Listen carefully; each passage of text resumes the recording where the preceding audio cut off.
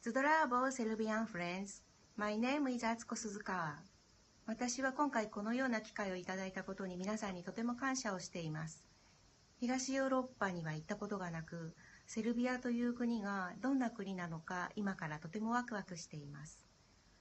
セルビアは昔、私の大好きな画家のアルフォンス・ミュシャが描いたスラブ女子誌という中で、とても古くて歴史のある国だということを知りました。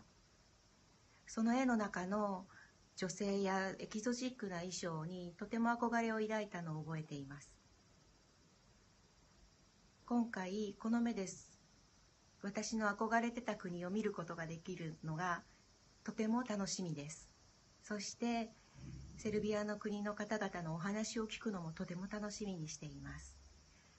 皆さんにお会いできることを本当に楽しみに心待ちにしております。